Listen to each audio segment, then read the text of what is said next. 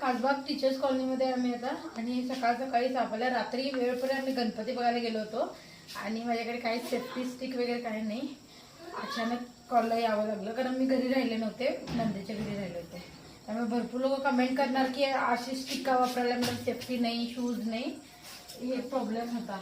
आणि घरी जाऊन सगळं आणेपर्यंत मग लोक थांबत नाही, गडबड करतात. तिथं नाक पकडला होता, आता रसल वायपर आले म्हणाले तरी बघूया. असं आपण काहीतरी ठेवतो घराच्या आजूबाजूला. बघू शकता साप कसं कोपऱ्यामध्ये बसलाय. आप आराम से करो.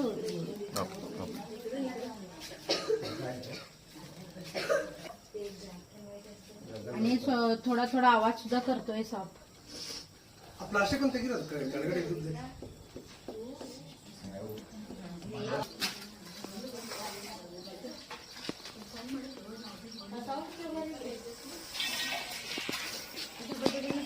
पकडलंय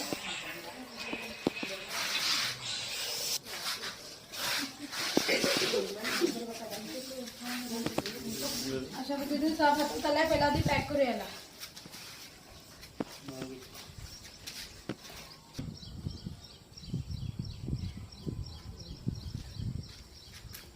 अशा पद्धतीने साफ आतमध्ये गेला.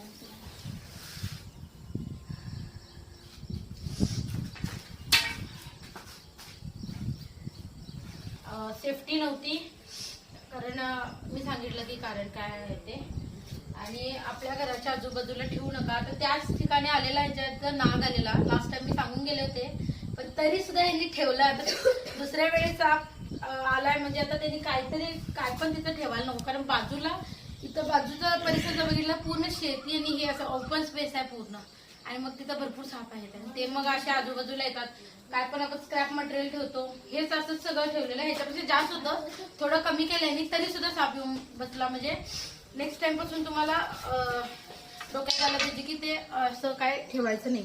अंदाजे 3 ते 4 वर्षाचा गोणस जातीचा साप होता. गोणस कुकरच्या शेतीप्रमाणे आवाज काढतो, मी बघितला. रसल व्यापर सुद्धा म्हणतात त्याला इंग्लिशमध्ये. आणि ह्युमोटॉक्सिक वेनम असते ह्याचा. चावायचा जो चान्स असतो अजिबात सोडत नाही. 1 सेकंदमध्ये 3 फुटापर्यंत उडी मारून हल्ला चढवतो. दिसायला जितका सुंदर आहे, देशातला सर्वात सुंदर साप याला म्हणतात. जेवढा सुंदर आहे तेवढाच खतरनाक सुद्धा आहे. त्यामुळे काळजी घ्या. असे साप आपल्या आजूबाजूला असतात राहतात, पण ते मुद्दामून काही करत नाही हे मात्र खरं आहे. कारण त्याच्यावरती पाय चुकून पडला जाऊ शकला असता.